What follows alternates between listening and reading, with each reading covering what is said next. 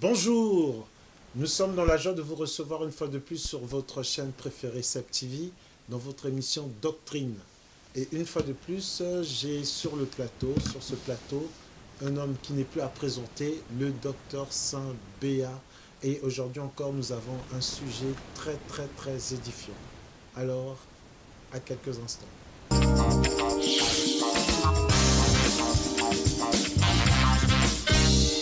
Bienvenue sur votre émission préférée Doctrine. Donc ce soir, nous avons encore le plaisir d'avoir sur ce plateau le docteur Saint-Béat. Docteur, bonjour. Bonjour, pasteur Revoir. Comment vous allez? Très bien par la grâce de Dieu. Alors, docteur Saint, comme d'habitude, nous nous retrouvons sur ce plateau dans cette émission Doctrine et ça fait susciter beaucoup de questionnements sur le forum de l'émission. Nous avons reçu plusieurs réactions, plusieurs questions. Les gens se posent beaucoup de questions, mais je pense que vous aurez l'occasion de répondre à toutes ces questions que se posent nos internautes. Et d'ailleurs, je profite de l'occasion pour dire, toutes les personnes qui aimeraient réagir, faites-vous simplement connaître dans l'adresse qui apparaît là, sur le bas de l'écran, l'adresse de l'émission. Alors, docteur Saint, aujourd'hui, nous avons encore une question brûlante, une question d'actualité dans le corps du Christ. Et comme nous avons de coutume dans cette émission aborder des questions sur le point doctrinal, de point de vue doctrinal à la lumière des Écritures pour que le peuple soit éclairé. Et aujourd'hui, par rapport justement aux nombreuses questions de nos fidèles internautes, nos téléspectateurs qui nous suivent, nous allons aborder la question concernant les anges. Parce que c'est un sujet qui est revenu plusieurs fois sur le culte des anges. Docteur Saint, d'entrée de jeu, qu'est-ce qu'on peut dire à propos de ce thème sur le culte des anges? Merci pour la question. Déjà, pour commencer, le culte des anges n'est pas biblique. Le culte des anges n'est pas biblique. N'est pas biblique, mais il faut maintenant expliquer pour essayer d'éclairer le peuple de Dieu. D'accord. Mais déjà, la première question qui nous vient à l'esprit, les anges. La création des anges, comment ça s'est passé? Parce que pour qu'on sache quel est le rapport entre les anges et nous qui sommes faits de chair et de sang, comment sont créés les anges? Merci pour la question. Donc déjà, pour commencer, il faut aller dans Genèse, au chapitre 1er, le verset 1er. Nous allons lire, la Bible nous dit, au commencement, Dieu créa les cieux et la terre. Déjà, quand nous parlons des cieux, nous voyons le monde spirituel. Et en parlant de monde spirituel, nous voyons le monde angélique. Maintenant, la terre, c'est le monde physique. Maintenant, pour avoir encore plus de détails sur tout ce qui concerne la création des anges, là, il faut maintenant aller dans Ézéchiel 28 et dans Ésaïe 14 pour voir quand on parlait même de Lucifer, des chérubins protecteurs aux ailes déployées avant sa chute. Mais la création des anges, sans pour autant entrer dans les détails, la Bible déjà nous révèle cela dans Genèse chapitre 1, le verset 1er. D'accord. Donc dans Genèse chapitre 1, verset 1er, on nous révèle un peu sur la création des anges. Docteur Saint, la question qui nous vient, parce que c'est un sujet brûlant, nous voyons que ça crée ça fait couler beaucoup d'encre dans le milieu du corps du Christ. Justement, tout à l'heure, vous avez parlé de Lucifer par rapport à Ézéchiel 28 et Ésaïe 14. Mais Lucifer lui-même, comment il a été créé, Lucifer?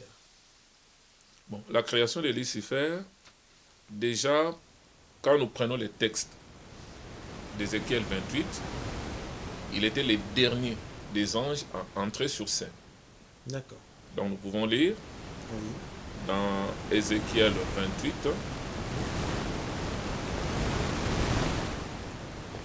Je peux commencer au verset 12, parce que là, la Bible est en train de faire le parallélisme entre les rois de Tyr qui avaient un comportement identique à Lucifer. Donc c'est un parallélisme. C'est pourquoi la Bible dit, Fils de l'homme, prononce une complète sur les rois des Tyr, et tu lui diras, ainsi parle l'Éternel, le Seigneur, tu mettais les sceaux à la perfection.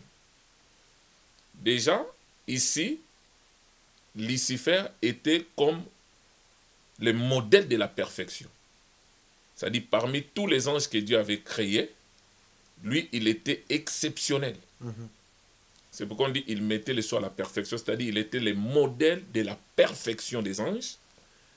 Il dit tu étais plein de sagesse et parfait en beauté.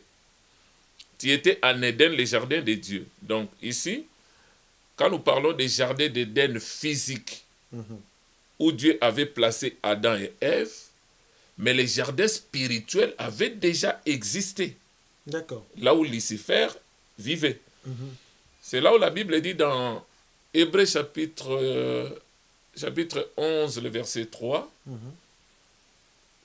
ce que nous voyons, ou bien ce qui est visible, viennent des choses invisibles. Je continue, il dit, tu étais couvert de toute espèce de pierres précieuses. Il a cité les sardoises, d'opales, diamants, tout ça. Maintenant, vers la fin du verset 13, il dit quoi? Tes tambourins et tes flûtes étaient à ton service, préparés pour le jour où tu fus créé. D'accord. Donc, nous voyons que les anges, ce sont des créatures célestes, des êtres spirituels, créés par Dieu pour être à son service. Et tout ce qui concerne le monde spirituel, le monde angélique, ça se limite au chapitre 1, le verset 1er. Maintenant, Lucifer, le chérubin protecteur, il était d'abord chérubin protecteur aux ailes déployées. C'est par après qu'il est devenu Satan le diable. Nous pourrons le voir même plus tard. D'accord. Maintenant, il était un chérubin protecteur aux ailes déployées. Verset 14. Je t'avais placé, tu étais sur la sainte montagne de Dieu et tu marchais au milieu de pierres étincelantes. Tu étais intègre dans tes voies depuis le jour où tu fus créé. Donc là, nous voyons la création. Oui. Jusqu'à celui où l'iniquité a été trouvée chez toi. Mais maintenant, je reviens un peu là où il parle des flûtes, des tambourins étaient à ton service. Préparés pour le jour où tu fus créé. Donc, les instruments de la musique étaient créés spécialement pour d'abord inaugurer l'entrée de Lucifer sur scène. Donc, les autres anges devraient prendre les instruments de musique, jouer pour que Lucifer, le chérubin protecteur, fasse son entrée triomphale. Donc, il est entré dans la gloire. C'est à partir de là, c'est ce qui a suscité plus tard son orgueil, tu vois, et il a corrompu sa sagesse par son éclat, et ainsi de suite. Ça, Je peux continuer? Oui, oui, bien sûr. Par la grandeur de ton commerce, tu as été rempli de violence et tu as péché. Je te précipite de la montagne de Dieu et je te fais disparaître, chérubin protecteur du milieu des pierres étincelantes. Verset 17. Ton cœur s'est élevé à cause de ta beauté. Oui. Tu as corrompu ta sagesse par ton éclat et je te jette par terre et je te livre en spectacle au roi. Donc, Dieu a créé les chérubins protecteurs aux ailes déployées. Mais maintenant, l'appellation Lucifer vient d'Ésaïe 14, le verset 12. D'accord. Là où la Bible dit, te voilà tombé du ciel, astre brillant, fils de l'aurore. Donc, Lucifer signifie tout simplement astre brillant, fils de l'aurore, en d'autres termes, porteur de la lumière. Maintenant, quand nous parlons aussi le phénomène là, cette expression porteur de lumière, nous devons faire attention. Pourquoi? Nous devons voir cela dans deux aspects.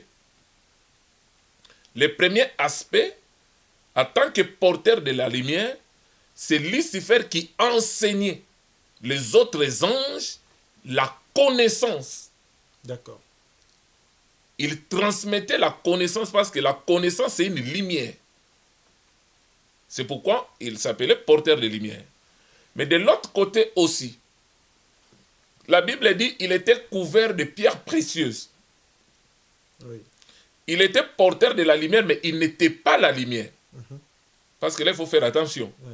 C'est comme dans Jean au chapitre 1er. La Bible dit un homme parut du nom de Jean. Mais les gens rendaient témoignage à la lumière, mais Jean n'était pas la lumière. Or, la lumière, c'était la personne de Christ. Ah oui. Mais lui, il était porteur de la lumière.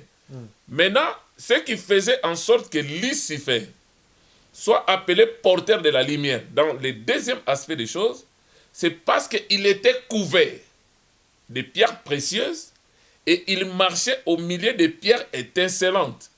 Mais maintenant, la lumière et la gloire de Dieu se reflétaient sur les matières premières qu'il portait, qui les couvraient, et cela reflétait la lumière, et les autres anges, en les voyant briller, ils les convoitaient, ils les surestimaient. C'est pourquoi quand Dieu l'a chassé, peut-être nous le verrons plus tard, il ne pouvait plus briller. Donc automatiquement, il devient l'ange des ténèbres. Il n'est plus l'ange porteur de lumière. Donc c'est vraiment important de comprendre la position que Lucifer avait. Il avait une position très élevée. Et les autres anges, quand il les regardait, il l'adorait. C'est-à-dire, il l'admirait, il les surestimait parce qu'il avait des ailes déployées. Il était différent, donc il a été créé différemment des autres. Différemment des autres. Mais, docteur, ça, moi, je vous ai suivi, ça fait un moment donné là que je vous suis, et en ce moment, vous apportez un message très important sur la prédestination. Et dans la prédestination, vous avez fait comprendre que Dieu est omniscient, donc il a toute la science, et en créant Lucifer, est-ce qu'on peut dire qu'il a également créé le diable, parce que Lucifer est devenu le diable par la suite. Et lui, Dieu étant omniscient, ne savait-il pas que Lucifer serait devenu Satan, le diable? Donc en d'autres termes, est-ce que c'est lui qui a aussi créé le diable? Est-ce qu'on peut dire que finalement c'est Dieu qui a créé le diable? Non. Le problème c'est quoi? Parce que quand il faut parler par exemple sur l'omniscience de Dieu, il est tout puissant. Et ce qui fait de lui le tout puissant, c'est son omniscience. Maintenant, par son omniscience, il devient omniprésent. Il est partout, il maîtrise tout. Maintenant, peut-être la question que vous pourriez peut-être poser, peut-être c'est de savoir pourquoi Dieu l'a créé différemment des autres. Exactement, c'est une très bonne question. Donc, c'est un peu dans ce sens-là. Oui. Dieu, avant de créer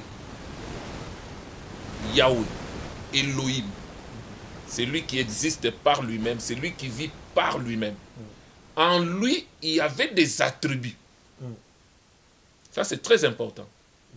C'est-à-dire, en lui, il y avait l'attribut Elohim, El Shaddai, Jéhovah Jireh, Jéhovah Sabaoth, Jéhovah Rapha, El Elyon. Il y avait tout. Les rédempteurs, les sauveurs, Père éternel, Fils éternel, Esprit éternel. Donc, il y avait tous ces attributs en lui. Mais maintenant, vous allez le voir, que ce soit avec Lucifer, que ce soit avec l'homme, Adam, dans le jardin d'Éden, c'est-à-dire, si Lucifer ne tombe pas, l'homme aussi ne tombera pas. Il faut que Lucifer tombe et que Lucifer viendra maintenant séduire l'homme pour que l'homme aussi tombe, et cela va permettre à Dieu de manifester ses attributs. C'est pourquoi la chute de Lucifer, sa transformation, la chute de l'homme ne peut pas surprendre Dieu. Là, on est dans le domaine de l'élection, la prédestination, la préscience de Dieu. C'est un domaine vaste. Peut-être on pourra encore faire une émission là-dessus pour essayer un peu d'éclairer les gens. Donc, c'est un peu dans ce sens-là. Donc, en un mot, Dieu n'a pas créé Satan, le diable. Parce que quand nous prenons le mot Satan, ça veut tout simplement dire adversaire, opposant.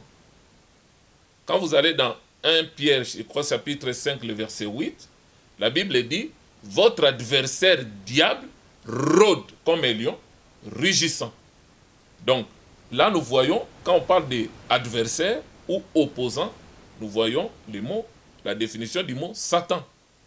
Maintenant, le mot diable, c'est l'accusateur. Là, nous le voyons dans Apocalypse 12. Là, on parle de l'accusateur de nos frères, celui qui les accuse nuit et jour. C'est-à-dire l'accusateur, calomniateur. Là, c'est le mot diable.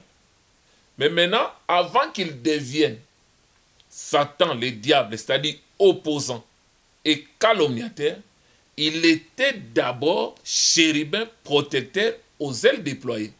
La Bible dit, tu étais intègre dans tes voies depuis le jour où tu fus créé jusqu'au jour où l'iniquité a été trouvée en toi. Donc il était d'abord intègre. Mais maintenant, sa rébellion n'a pas surpris Dieu. Parce que Dieu, il est omniscient, il connaît toutes choses, il maîtrise toutes choses. Et voilà. Ok. Je pense que le peuple de Dieu est éclairé aujourd'hui dans cette émission Doctrine. Et je rappelle que nous parlons du culte des anges. Est-ce biblique ou non? Alors, bien-aimés, j'espère que vos questions trouvent des réponses. Mais si jamais vous ne trouvez pas de réponse, écrivez-nous. Et je crois que nous ne manquerons pas d'intervenir pour éclairer vos lanternes.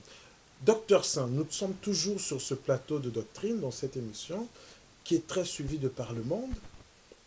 Alors, le diable, lorsque l'iniquité a été trouvée en lui, donc du jour où il a été créé jusqu'au jour où l'iniquité a été trouvée en lui, qu'est-ce qui s'est passé? Parce que nous savons qu'après, il y a eu plusieurs anges qui l'ont suivi, qui sont devenus des démons. Donc lui qui était astre brillant, donc Lucifer, est devenu l'opposant, l'accusateur, et les anges qui l'ont suivi sont devenus des démons. Mais tout ça, comment ça s'est passé, Docteur Saint? Bon, sa rébellion, déjà, pour comprendre bien la chose, il y a ceux qui disent que c'était la désobéissance de Lucifer. Il y a d'autres qui parlent de l'orgueil. Mais avant déjà de toucher l'orgueil et la désobéissance, il faut d'abord retourner à l'origine de la chose. Prenons Jacques. Vous pouvez lire Jacques chapitre 1er, le verset 13 à 15. Donc, Jacques, vous l'avez trouvé? Jacques chapitre 1er. Jacques chapitre 1er, le verset 13 à 15. D'accord. Jacques chapitre 1er, le verset 13 à 15. Que personne, lorsqu'il est tenté, ne dise « c'est Dieu qui me tente ». Car Dieu ne peut être tenté par le mal, et il ne tente même personne. Mais chacun est tenté quand il est attiré et amorcé par sa propre convoitise. Et la convoitise, lorsqu'elle a conçu, enfante le péché. Et le péché étant consommé, produit la mort. Au verset 16, ne vous y trompez pas. Non. Vous pouvez vous arrêter là. Au verset 15. Donc là, on nous parle de la convoitise. Donc le péché de l'astre brillant, c'était d'abord la convoitise. Parce que la convoitise, c'est comme une mère. La Bible dit, elle conçoit d'abord, ensuite elle enfante le péché. Donc, il y a eu d'abord la convoitise, et la convoitise a enfanté l'orgueil, et l'orgueil l'a conduit dans la désobéissance. Mais maintenant, dans Ésaïe 14, le verset 13 dit quoi? Tu disais à ton cœur, je monterai au ciel, j'élèverai mon trône au-dessus des étoiles de Dieu. Ici, les étoiles de Dieu, ce sont des anges. Donc c'est pour dire, je dois placer mon trône au-dessus de tous les anges de Dieu. Je m'assiérai sur la montagne de l'Assemblée à l'extrémité du septentrion. 14. Je monterai sur les sommets des nuées. Je serai semblable au Très-Haut. Donc il se comparait déjà avec son Créateur.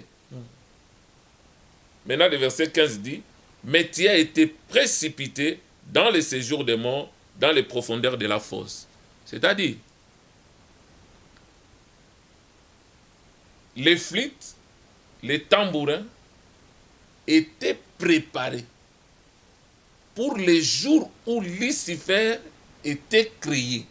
Donc son entrée dans le monde spirituel, dans le monde des esprits, était avec gloire et triomphe.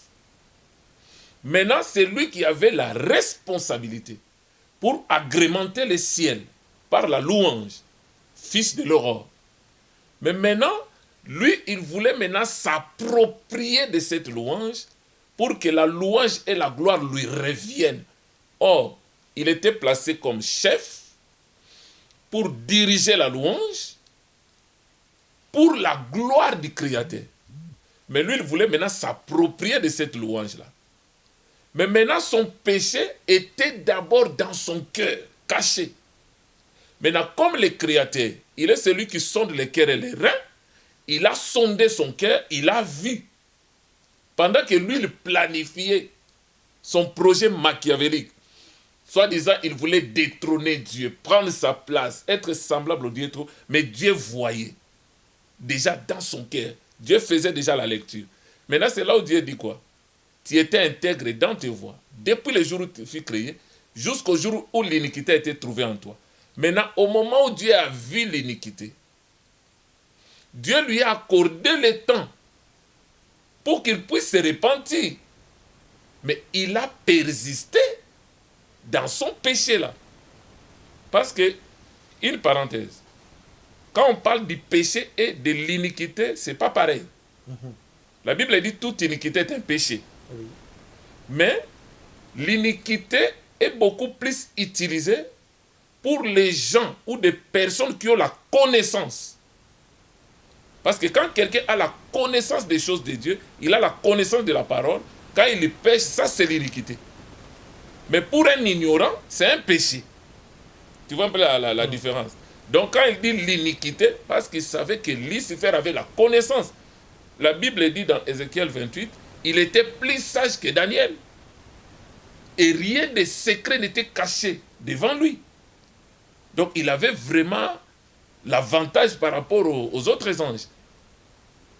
Maintenant, c'est comme on peut dire, dans sa croyance, après Dieu, c'était lui. Et après lui, maintenant, il pouvait y avoir les Michael, les Gabriel et les autres. Mais maintenant, si nous tous, nous adorons le Créateur, mais en dehors du Créateur, les autres anges m'adorent, m'apprécient. Donc, il est facile de détrôner le Créateur pour m'approprier de la louange et de l'adoration du peuple.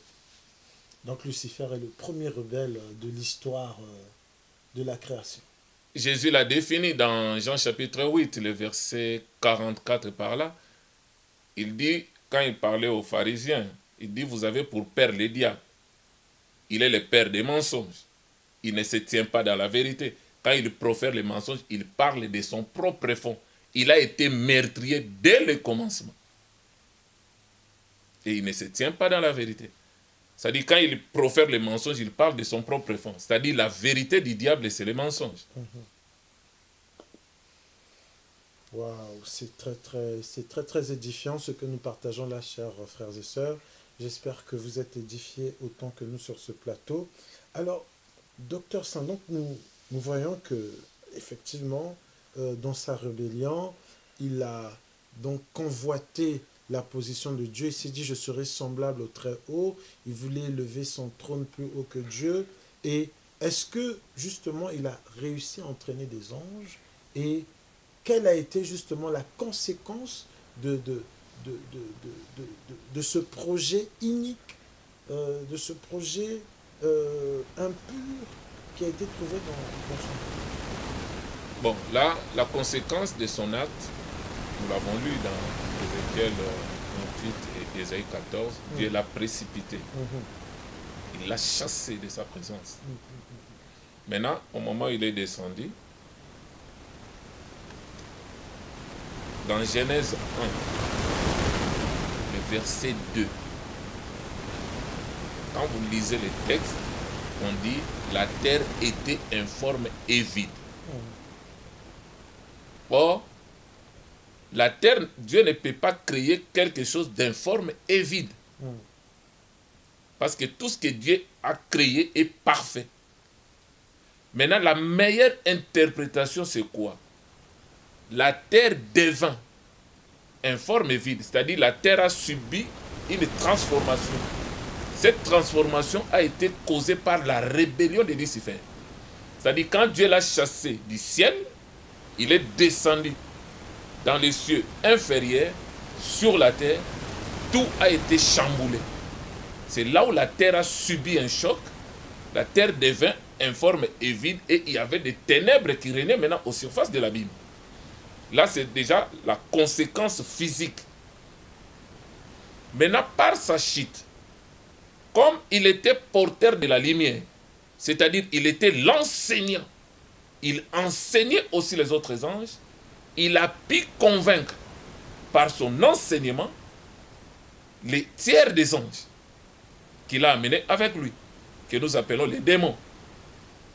C'est dans Apocalypse 12. Là, la Bible dit, il y avait guerre là-bas, au ciel.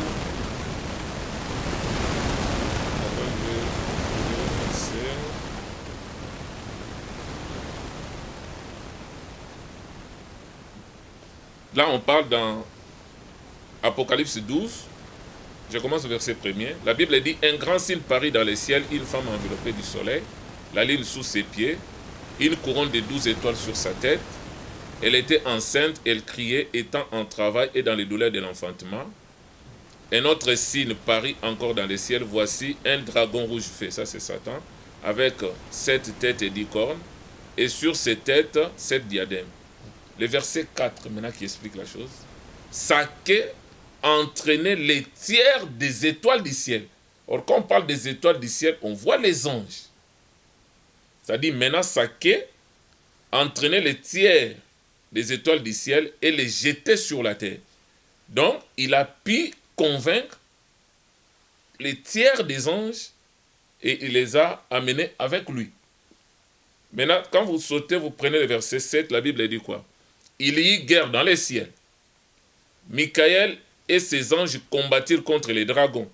Et les dragons et ses anges combattirent, mais ils ne firent pas les plus forts, et leur place ne fut plus trouvée dans les ciels. Et il fit précipiter les grands dragons, les serpents anciens, appelés les diables et Satan. La prophétie biblique, cette prophétie-là, de cette guerre, Salomon a dit ceci. Ce qui était, c'est ce qui est, c'est ce qui sera. Alors, c'est-à-dire, au ciel, quand Dieu a chassé Lucifer, Lucifer n'est pas parti tout bonnement. Il n'est pas parti tranquillement. Il s'est révolté. Parce que quand il y a l'intention de détrôner quelqu'un, tu ne peux pas baisser la garde comme ça. Il a créé cette rébellion, il y a eu guerre. Il s'est combattu avec d'autres anges qui sont restés fidèles à l'Éternel, mais ils n'étaient pas les plus forts. On les a chassés. Maintenant, leur chute, c'est ce qui a créé le tohu-bohu, informe et vide, au chapitre 2 de Genèse 1. Il a entraîné tiers des anges que nous appelons les démons. Automatiquement, comme il est chassé du ciel, maintenant, sur la terre, Dieu maintenant a créé un être qui est spirituel, mais qui doit avoir l'âme et le corps, que nous appelons l'homme, créé à l'image et selon la ressemblance de Dieu. Oui. Donc, automatiquement, le diable doit maintenant s'interposer entre les ciels et sur la terre. C'est-à-dire, sur l'espace que nous appelons les airs, ou les lieux célestes inférieurs, il a fait maintenant son quartier général. Donc, dans Daniel 10, il priait. Maintenant, au moment où Dieu a envoyé son ange pour lui donner le message, l'ange a été bloqué par des démons. C'est là où la Bible utilise l'expression « les chefs des royaumes des Perses m'a résisté pendant 21 jours ». Maintenant, le ciel avait dépêché l'archange Michael pour venir libérer l'ange qui était bloqué. C'est là où maintenant nous disons qu'en ce moment-là, Lucifer avait établi son royaume, son quartier général dans ces sphères-là, que nous appelons les airs. Selon Éphésiens chapitre 6, les versets 11-12, nous n'avons pas lutté contre la chair et le sang, mais contre les dominations, les autorités, les principautés, les esprits méchants dans les lieux célestes. Amen. Amen, amen. Donc, c'est par rapport à ça. Maintenant, il devrait séduire l'homme pour traîner l'homme aussi à la chute. C'est ce qui a été fait. J'ai juste une question qui me vient comme ça. J'ai lu une fois, des années passées, les témoins de Jéhovah disent que la précipitation là, a eu lieu lors de la Première Guerre mondiale. Ça ne tient pas debout. Mais maintenant, avant la Première Guerre mondiale, Il y a eu des guerres aussi. donc Lucifer vivait paisiblement au ciel. Mais comment Adam a chuté? Donc ça n'a pas de sens. C'est pas cohérent, quoi. Est-ce que ce que Jean a vu sur l'île de Patmos, c'est ce qui s'est déjà produit ou c'est ce qui va se produire? Parce que nous voyons que c'est des prophéties, c'est des choses... Parce que quand on voit ce qui s'est produit dans le livre de Jean, on se pose la question, est-ce que ça s'est déjà produit ou ça va se produire? Parce que nous voyons quand même dans Job, c'est comme si le diable a toujours accès dans le conseil de Dieu. Non, mais cela a changé depuis que Christ est venu. Il est mort, il est ressuscité. D'accord. Je m'explique. J'avais dit, la prophétie biblique, surtout par rapport à l'Apocalypse 12 que nous avons eu sur la guerre. Oui. J'avais dit que Salomon a dit ce qui était, c'est ce qui est, c'est ce qui sera. Mhm. Je profite pour répondre directement à votre question. Ce que Jean a vu dans l'île de Patmos, c'est-à-dire il a vu des choses qui étaient, des choses qui est et des choses qui sera, qui viendra dans la suite des temps. C'est-à-dire il a vu les trois temps, les passés, les présents et les futurs. D'accord. C'est pourquoi la guerre qui a eu lieu au ciel, cette guerre, aujourd'hui, ça se livre. Et la même guerre aura aussi lieu quand l'épouse ira en enlèvement. Parce que s'il faut encore interpréter Apocalypse 12, c'est toute une révélation là. On dit, la femme qui a donné naissance au fils mâle, et quand le fils mâle est monté vers son trône, Satan et ses démons, ils ont poursuivi le fils mâle. Mais maintenant, il y a eu encore guerre et on l'a chassé. Et à partir de là, on dit, réjouissez-vous cieux, vous qui habitez les ciels. Malheur à la terre et à la mer, parce que Satan est descendu, animé d'une grande colère, sachant qu'il a peu de temps. Or, le peu de temps là, dans la prophétie, c'est la dernière semaine de la prophétie des 70 semaines d'année de Daniel. Donc, il sait qu'il lui reste une semaine. Donc, il n'a plus de temps. C'est là où maintenant il va s'incarner sur la personne de l'antéchrist avec les faux prophètes pour essayer un peu de conduire cette période-là. Mais maintenant, le problème, c'est que il y avait guerre, il y a guerre, il y aura la guerre. D'accord. Donc il y a 3 guerres en fait. Voilà. 3 guerres célestes Au ciel, au ciel. il a échoué. Sur la terre, là, il y a guerre. Jusqu'à aujourd'hui, il y a guerre. Mais il y aura encore guerre quand l'épouse ira au ciel. Il y aura encore guerre. D'accord. Alors, donc, comme je disais, chers internautes, fidèles téléspectateurs, vous qui nous suivez dans votre émission préférée, Doctrine, vous êtes très nombreux à vous suivre. Déjà, je fais un clin d'œil à ceux qui nous suivent depuis le Sénégal. Donc, je fais une salutation à notre bien-aimé pasteur Simplice. À ceux qui nous suivent depuis le Maroc, donc je fais un clin d'œil à notre bien-aimé pasteur Geck et notre bien-aimé pasteur Arnaud qui nous suivent depuis le Maroc. Je fais également un clin d'œil au pasteur Bruno depuis Port-Gentil au Gabon. Je fais également un clin d'œil à tous nos bien-aimés pasteurs qui se trouvent à Kinshasa, à Brazzaville et à Pointe-Noire et de partout dans le monde.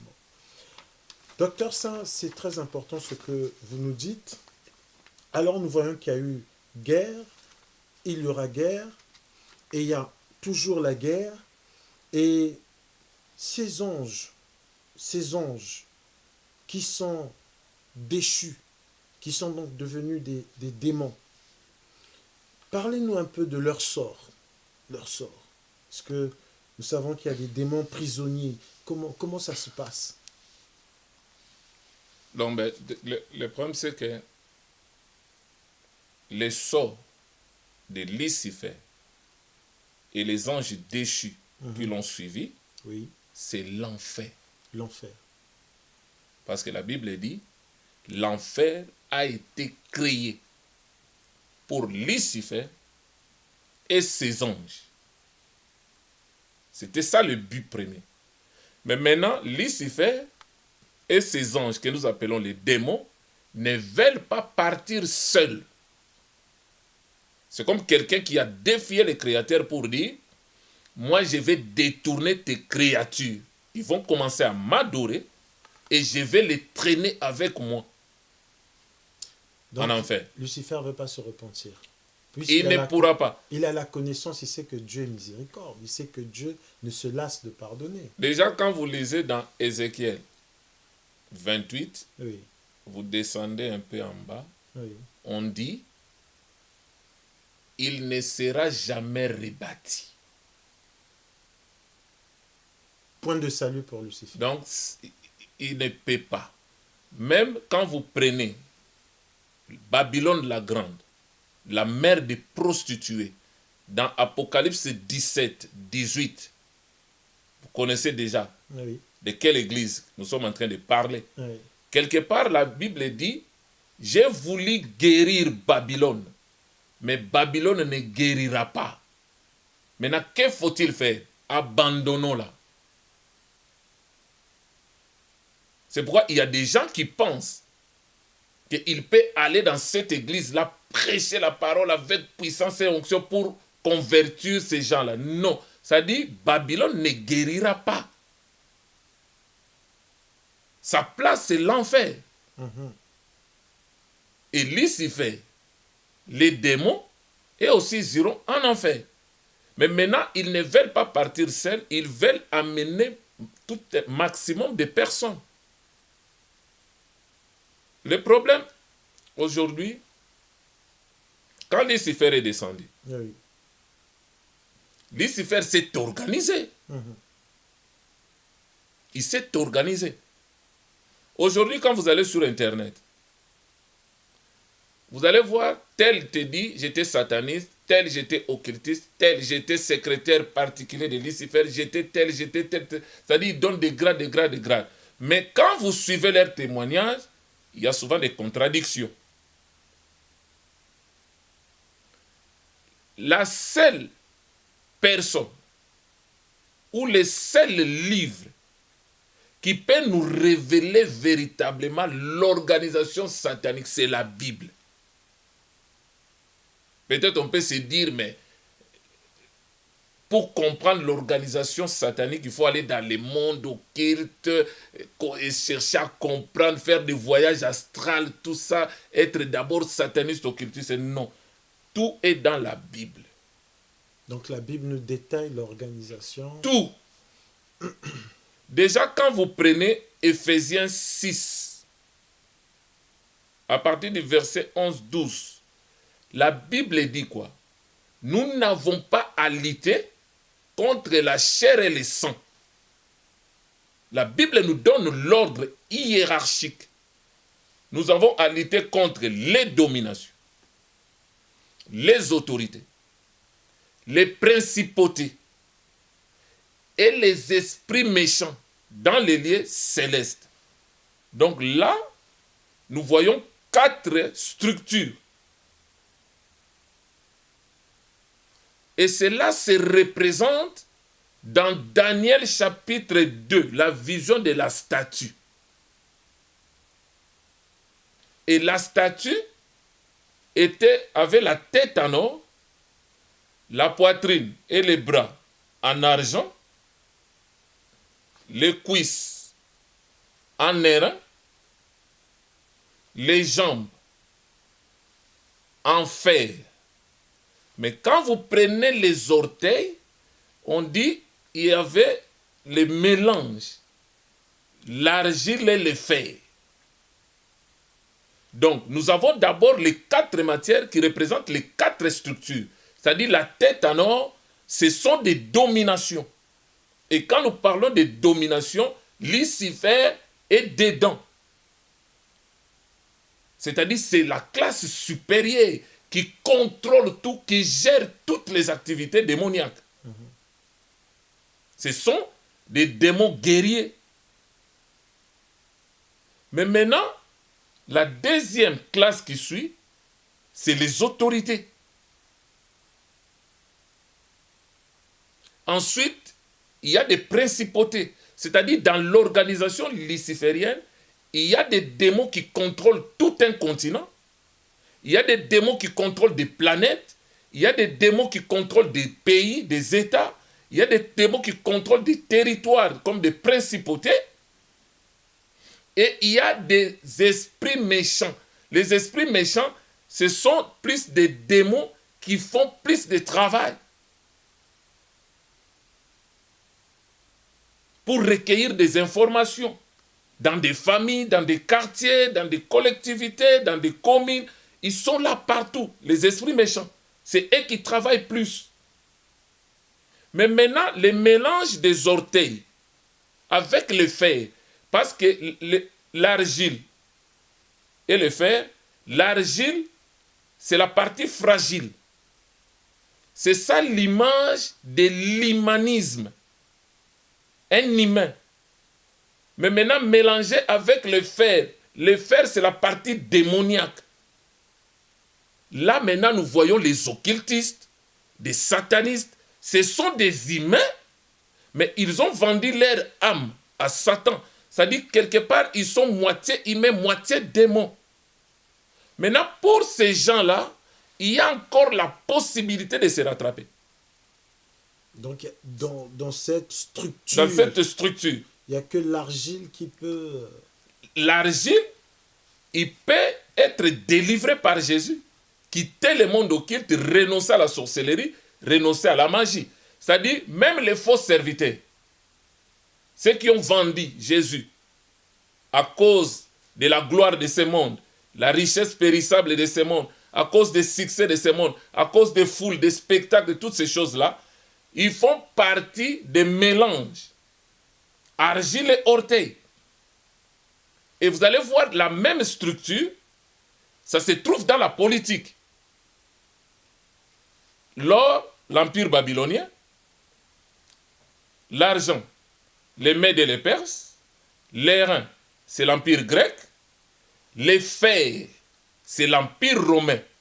Mais maintenant, les 10 orteils, partis en fer, partis en argile, c'est l'union de cette confédération des nations Mais il y aura une partie des nations faibles et une autre partie des nations qui seront puissantes, représentées par le fer.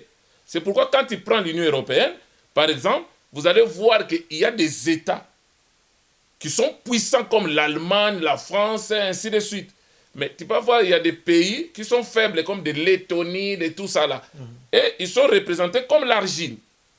Donc, la Bible explique tout. Tout est là-dedans. Même quand il faut parler de nouvel ordre mondial, comment ça va être sa finalité, il faut retourner dans Genèse 11, la construction du tour de Babel. C'est-à-dire la Bible a tout détaillé, dans les moindres détails. Donc la Bible est un livre complet. Complet. Non falsifié. Ça, tu vois les gens qui parlent de la falsification, du plagiat, c'est-à-dire, hein, c'était des réalités qui vivaient déjà en Égypte antique, mais ils ont fait les plagiats. Mais ils oublient.